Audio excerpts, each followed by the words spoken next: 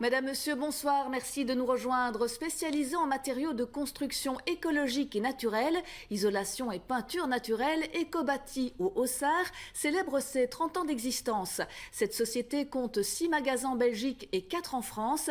Fanny Cornil et Christophe Libert nous dressent le portrait d'une success story à la liégeoise. Thierry Noël avait vu juste il y a 30 ans, il crée Ecobati et propose uniquement des matériaux écologiques et naturels. Pionnier à l'époque, il est toujours le seul à proposer une gamme si complète de matériaux de construction. Il avait commencé avec uniquement de la peinture. En 1989, c'est pour une raison bien précise qu'il a investi ce créneau le plus écologique possible, avec toujours la même philosophie. Ce qui me motive, c'est que j'ai 2 enfants qui naissent avec des problèmes de santé assez importants. Je me pose des questions et je découvre que c'est à cause de produits que mon épouse a absorbés lors de sa grossesse que mes enfants ont ces problèmes-là.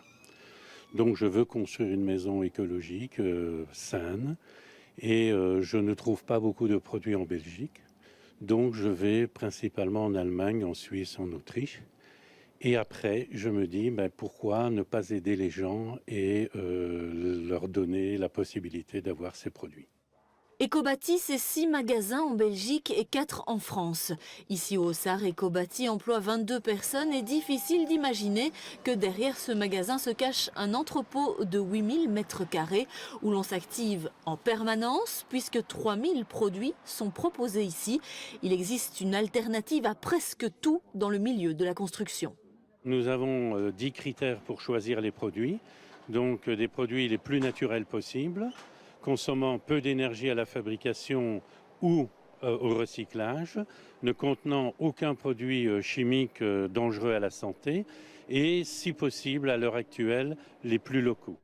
Thierry Noël a saisi un créneau il y a 30 ans qui n'a cessé de croître. Un créneau exploité à souhait dans l'alimentation, l'hygiène, la mobilité et la construction n'est bien sûr pas en reste. Une success story dont les bases ont été difficiles à poser à l'époque, mais qui a fructifié et qui se développe bien au-delà des frontières belges.